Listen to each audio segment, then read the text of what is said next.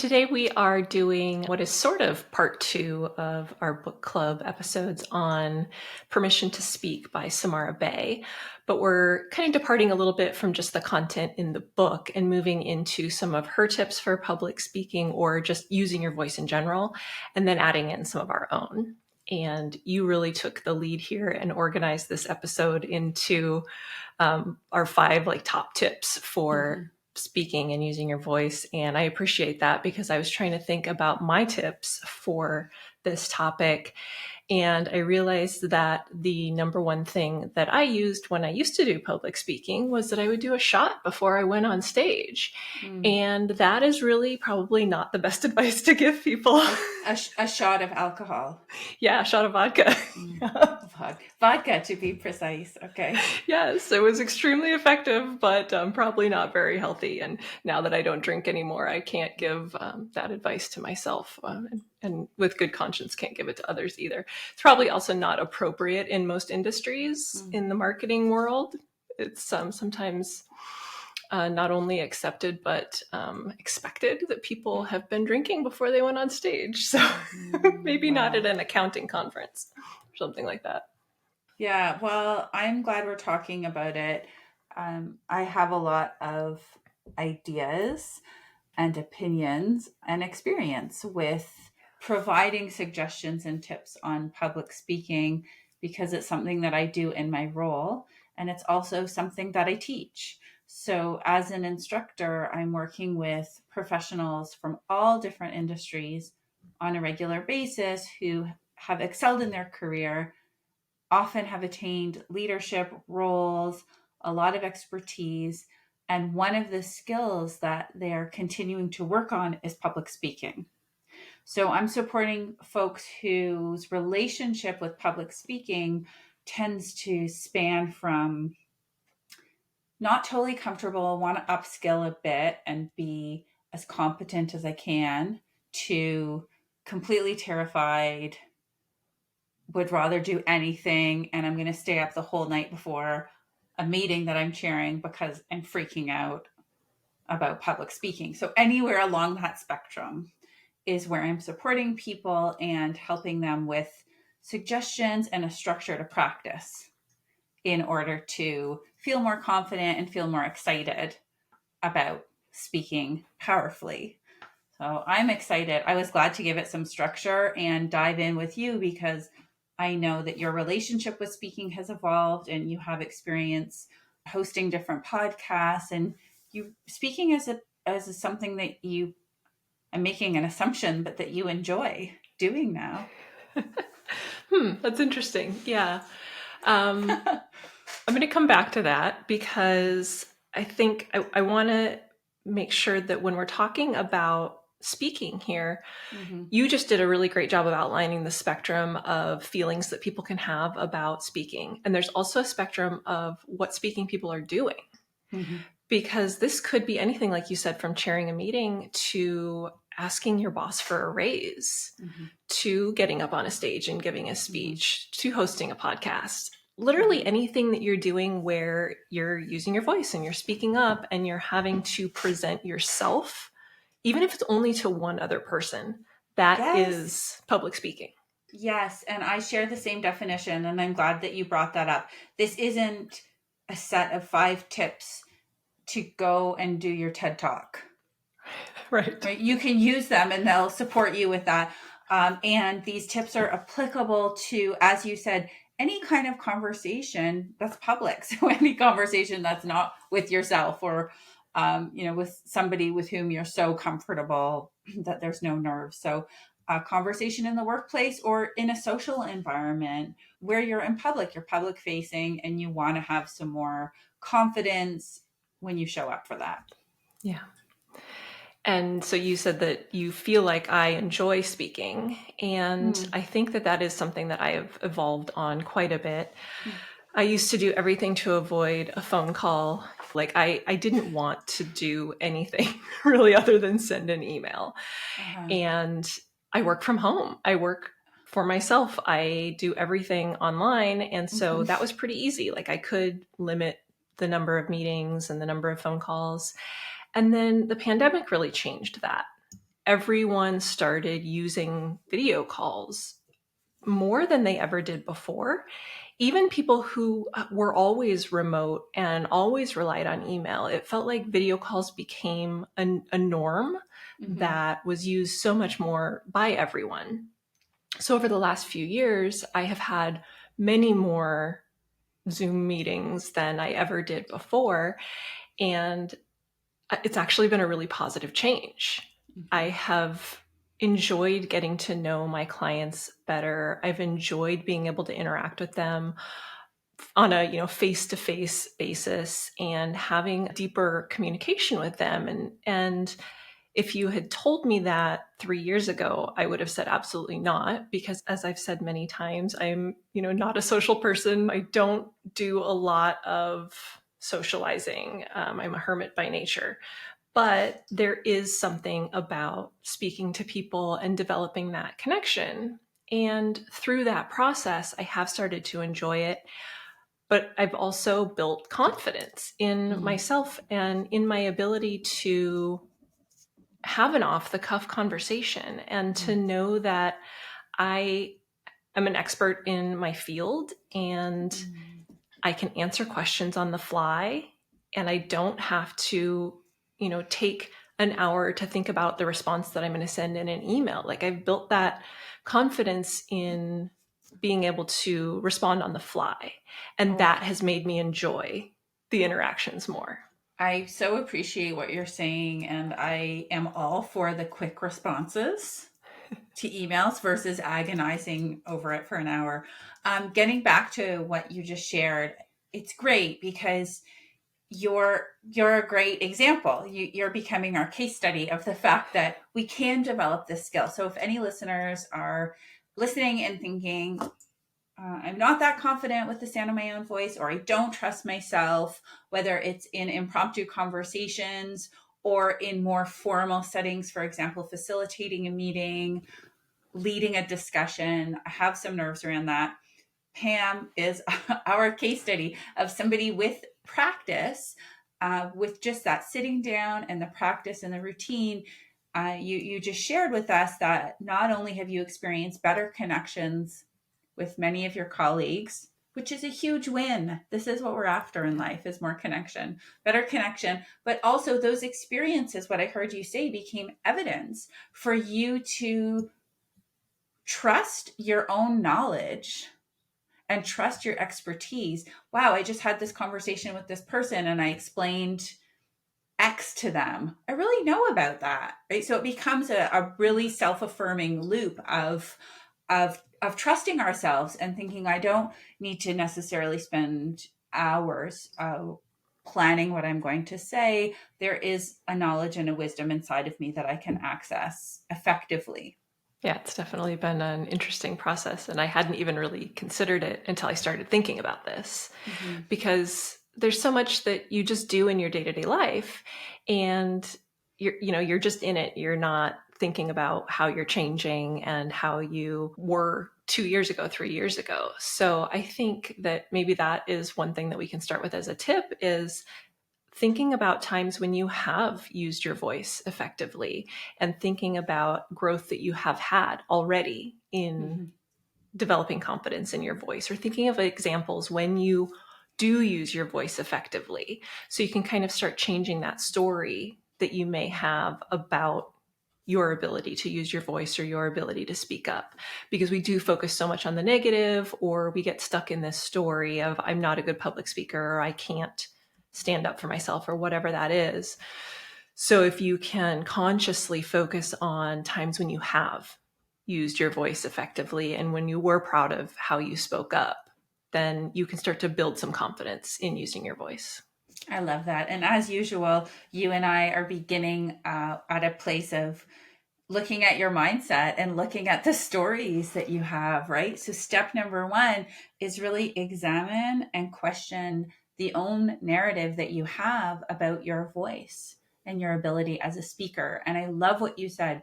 Find examples of when you are proud of how you spoke, how you connected, how you communicated. Track those. And so if you don't feel yet that you can say to yourself, I'm a confident public speaker. Maybe you could say something along the lines of, sometimes I'm a confident speaker, or in the past, I've been a confident speaker. In the right conditions, I'm a great speaker. And practice reminding yourself of that, because you're right, our negativity bias can really latch on to this narrative of I'm not good at it. And I hear that from a lot of my students and clients. Well, I'm coming to see you because I'm just not good at this. This is a gap. And I'll say to them, well, in my experience with you over the last hour or however long, you've been a great public speaker. You've been super clear, articulate, expressing yourself, and you have a lot of skills and qualities. So often what I find will happen is folks will latch on to one experience, one memory. Oh, I really blew this interview, or I didn't show up, or I didn't prepare, and then it was a complete disaster. And then hold on to that and construct a whole story around it. So step one is really looking at what stories do you have around public speaking? Are they helpful? Are they true? And how can you find some evidence of times where you've done a great job, where you are proud of yourself, and start building up that bank of positive stories? And remember that, as you said, or as we've said multiple times in here, these things are a spectrum. So you can develop confidence in one area and still be nervous in another area. And there's nothing wrong with that. Like if I had to get on a stage and speak in front of 100 people tomorrow, just because I can sit here on camera and record myself speaking to you, or talk to my clients and answer questions on the fly, and I'm completely comfortable and confident doing that, that doesn't mean that I wouldn't be nervous and anxious and worried about how I would perform in a different situation of speaking. There's no point that you get to where you're like, I'm 100%, I can speak in any moment and never have any anxiety and never worry that I'm going to screw up. Like, there's no perfection here. It's a spectrum, and you're going to be, developing these muscles in different places depending on the experiences that you have and the things that you do get to practice. Very good point, and agree completely. All right, I want to move on to another suggestion that you brought up that resonates with me a lot. It was actually the first one that you mentioned in your notes, which is if you're having trouble connecting with your voice or feeling confident in your message, instead of focusing on yourself, put your focus on your audience. So tell me why you started with that. That one really came up when I was watching a documentary, and there was a investigative reporter that was looking for information about victims who had been prosecuted for false reporting when they were actually real victims. And it was happening all over the country. There were women who had been assaulted who were being sent to jail for false reporting because the police didn't believe them and couldn't prove that the assault had happened. The reporter was starting to discover this and going around the country and looking for retired police or victims who had experienced this. And she was having to go and knock on strangers' doors and ask them about either the worst day of their life or things that they probably did wrong in their job. Like, these are everyone that they were trying to talk to. It was not going to be a good interaction when you just walk up and knock on this person's door. So vulnerable. Whoa. And she was about to go knock on the door of a police officer who had charged this woman with false reporting, and she was really nervous. And she said, "This is the worst part about my job. I hate doing this every single time, but I have to think about the people that I'm helping. That's what makes me go forward with it." And while that is a very specific example and a very intense example, it's the same thing when you're trying to accomplish anything, when you're trying to deliver a message, when you are providing value to people, anything that you're doing where you're expressing yourself. You're not just getting on a stage and talking to hear yourself talk. If you've been invited to give a speech, or if you are chairing a meeting, or if you're, on a committee at work, whatever that is, you're there for a reason. And you have to tap into that and kind of almost set aside your feelings about it and your anxieties about it, and think about the value that you're providing and the people that you're helping by doing what you're doing. Yes, 3 cheers for this, because it can completely shift your emotion going into the presentation or meeting when you hone in on why you're doing it and how you're being of service. And thank you for clarifying. In that example, there was a very clear why. There was a very clear purpose and benefit for this person conjuring up the courage to speak. And at the same time, as you said, in every meeting, if you're chairing a meeting, ask yourself, well, why is this meeting is important? How is the conversation, the information going to benefit or change the lives of everybody sitting here? For example, if you're helping provide clarity on a process, is that going to help them do their job better, feel less stressed out at the end of the day, be able to save 20 minutes a day so that they can go for a walk or go home a bit earlier? What's exciting about that? Because sometimes my students or clients will say, well, this is pretty boring. My role is pretty boring. My meeting's not exciting, and you're telling me to go in with all this energy. And I say, well, you have to find what's exciting about it. Something is. There's some benefit. And if you can tap into that and tap into the emotional payoff for your audience, then you can remember you're of service, and your delivery will be a lot more compelling, and you're going to simply feel a lot better as you're sharing the information, as you're speaking. I love that. I'm sitting here smiling because you're talking about finding excitement in mundane things, which I love, right? I talk all the time about like menu planning and cooking and budgeting and these things that people think about as being drudgery and stuff that they don't want to do. And they're things that I get really excited about because I can connect to the outcome. Like, why am I doing this? And the outcome that I get from putting the work into these mundane things is really exciting. So I love that idea of applying that if you're going into a budget meeting at work. You're not just going in there to talk about where you can cut dollars. It's how can we work on this budget to ensure the success of this business and keep the employees here and, offer them better benefits, like whatever that is. Like, take yourself out of the mundane actual like thing that we're doing here and think about what are the ramifications of this. What is the positive that we're trying to get out of this? Even go a step further and communicate to the other people sitting at the table with you what those benefits are and why they should listen to you. What is in it for them? Be very, very clear. Don't wait for your audience to connect the dots. Connect them graciously for your audience. Yeah, absolutely. Get buy-in, get them to be on your team so that you are working towards a common goal. Okay. So that was our second suggestion, which was to really think about who we're helping with our speech, ground into what the benefit is for our audience, use that to motivate us, and also use that to motivate them to listen, to motivate our audience to listen. This connects well with our next suggestion, which was to speak with feeling. People will respond more when we are speaking with passion. Often what I see happen is folks in a one-on-one conversation, even they'll be speaking with me in class before they present, dynamic, really comfortable, at ease, some suitable drama in the storytelling, maybe using their hands, using their voice. They've got a pause. And then it comes the moment to present, and all of a sudden, it's robotic.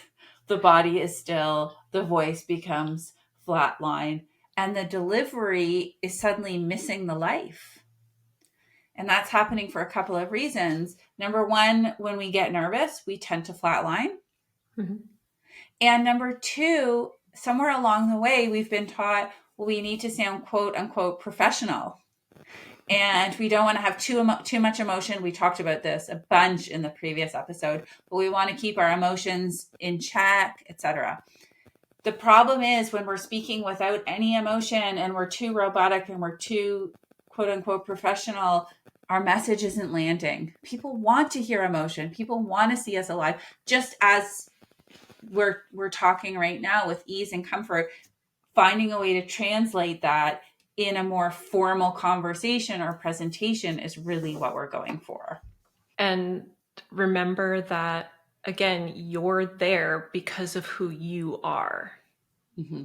So if you have been chosen or asked to give a speech or put on a committee at work or whatever, you didn't just drop out of space and end up on that stage. You were asked because of who you are and Mm-hmm. interactions that you have had with people. You've been asked to be on that stage Mm-hmm. as your whole being, as your whole person. So by tamping that down and all of a sudden becoming a robot, you're not being you. By not being who you are, you're doing a disservice to your audience and to yourself and to whoever asked you to be in that position to use your voice. Yes. And to provide a simple example of the power of the voice, a reminder to the listeners that our voice helps convey the message. Yeah. Right? So for example, if I'm saying, this is fantastic news, and as a member of this team, you are going to benefit from this. Or I could say, this is fantastic news. Right. Thank you. Completely different sentences. Completely different. So our voice matters. The intention that we put into our voice and the freedom that we give ourselves to express the word fantastic matters. So use it, practice it. Yep. Okay, so that was our next tip. Connect to your passion and speak with feeling. And if you're not comfortable doing that yet, that's okay. I know I work with many people who are not that comfortable with that. With practice, you can absolutely work that muscle. And it's very freeing and has a great impact when you have more comfort with the range of emotions in your voice. So it's worth practicing. It's not that hard and it's worth doing. That's really what the shot of vodka helped with. Or just start drinking. Right. You get to pick. So the next tip flows in line with that, with using your emotion and your feelings, and it was to learn to use pitch to your advantage when needed. And what I found fascinating in Permission to Speak was that humans might be the only mammal that can modify the pitch of their voice.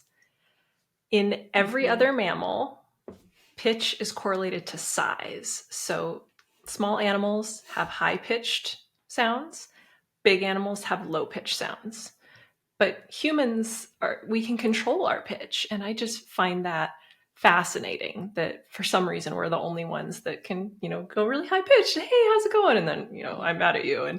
And be able to express that emotion so easily just by changing how high or low our voice is. Yes. So nature gave us this ability for a reason.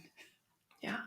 To express ourselves and connect. And so to dampen that, to squash it, is doing a disservice to our full ability to express and connect.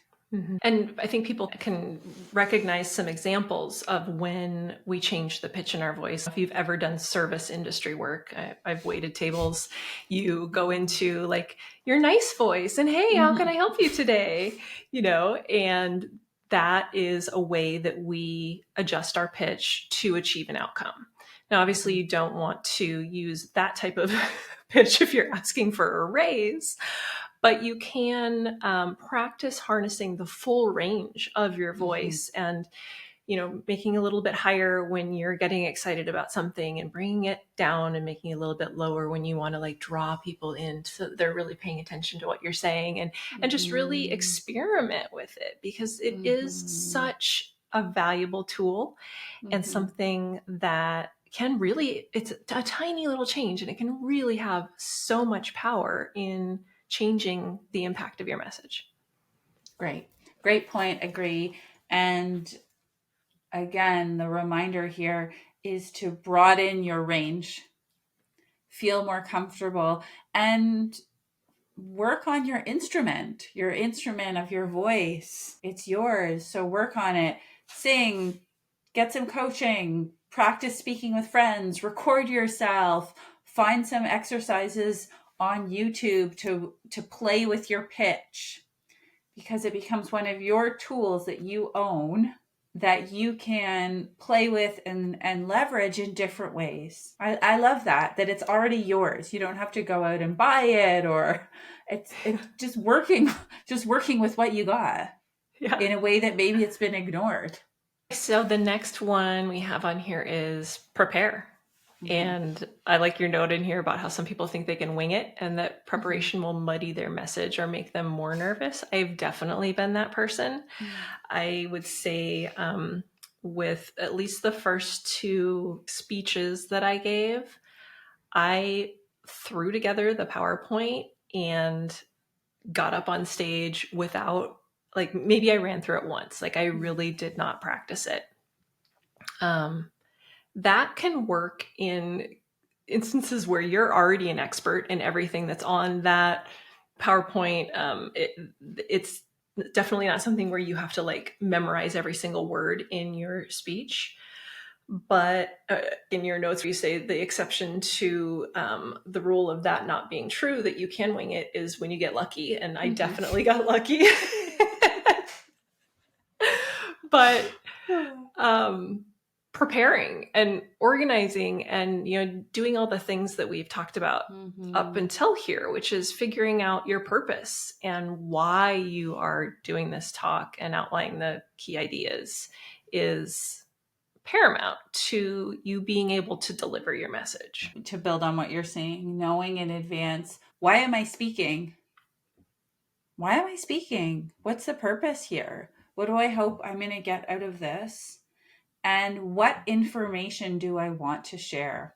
So I'm typically not talking about a word for word speech to be written out. There are some instances where we want word for word and memorization, but those situations are very rare. Typically we want point form, so clarity from the beginning of a purpose statement, the energy I'm bringing into this, who my audience is. So a bit of prep work, and then an organization and a flow. What are the key points I want to hit on? I mean, depending on the context of the conversation or the speech, it's the amount of detail would differ. Knowing in your own brain what you want to say and the order that it makes sense to say it in will allow you to be more grounded and deliver a more impactful message. And so if you don't know how to prepare, because that's also something that I hear from people, well, I would put the work in, but then I end up twiddling with the PowerPoint for 3 hours, adjusting the fonts just so, and that's not effective use of their time. Of course, you want a clean PowerPoint. That's not what I'm saying. I'm saying there's more effective ways to prepare. And that would be, to bottom line with that would be getting crystal clear on what's your purpose.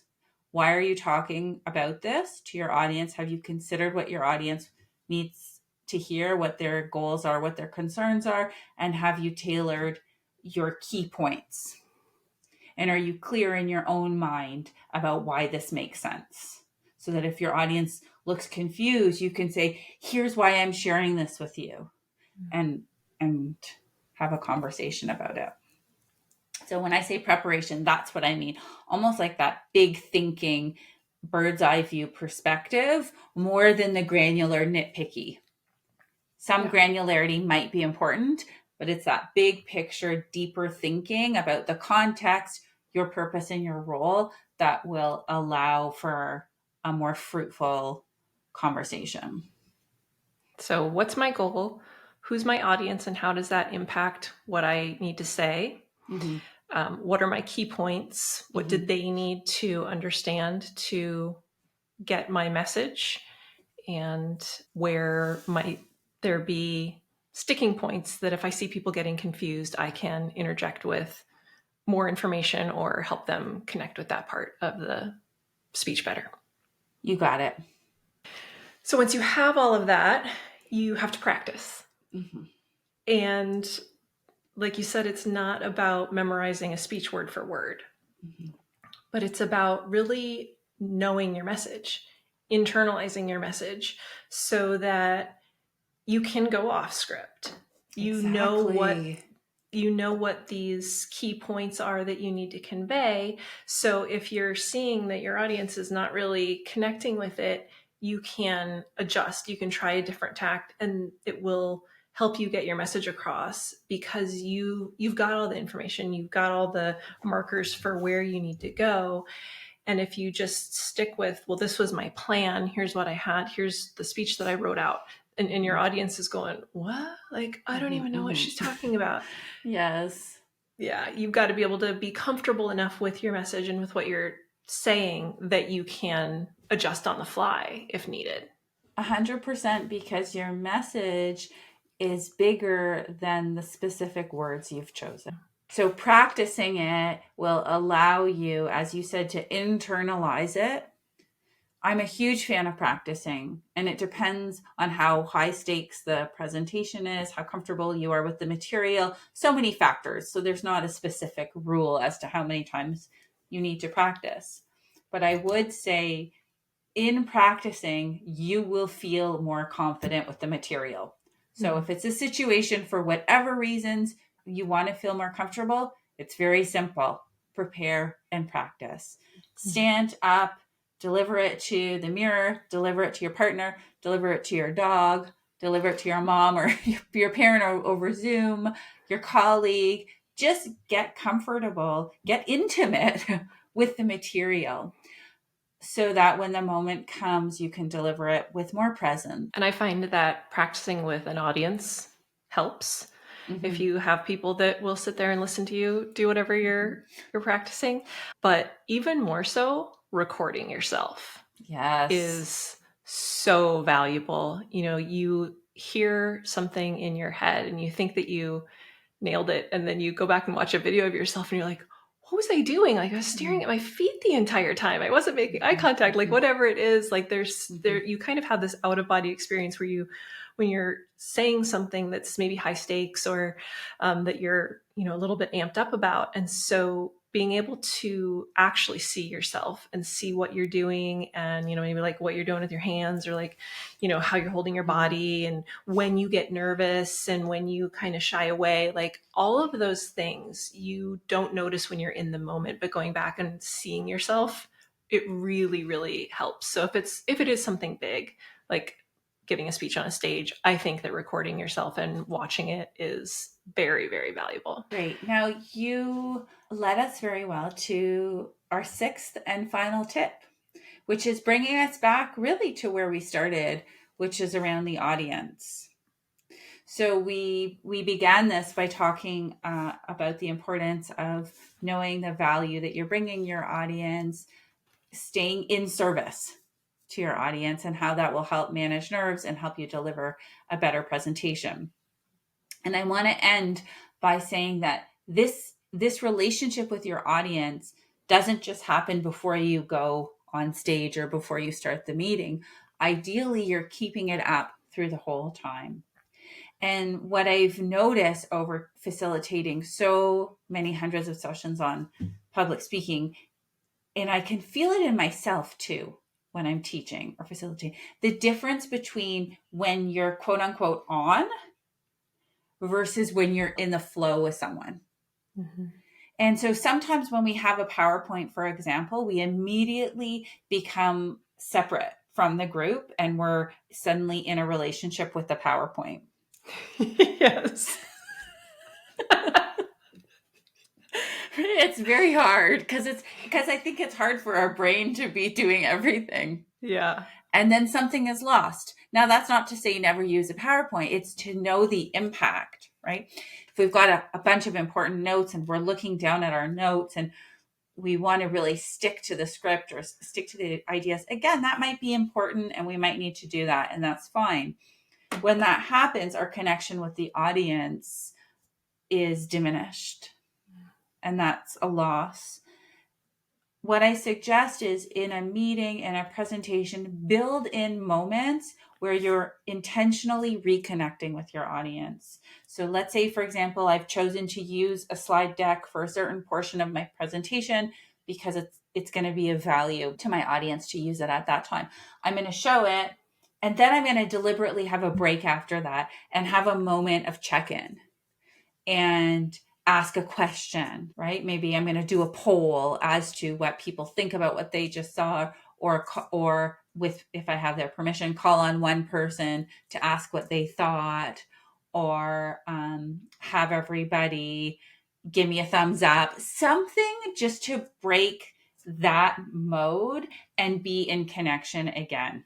That's when your voice will change, your whole physicality will change, and there'll be a different kind of connection and impact. So building those, sometimes folks will do just the beginning of a presentation and the end. They'll have a moment of audience interaction. I would say building in moments intentionally where you're going to really be in almost more in conversation.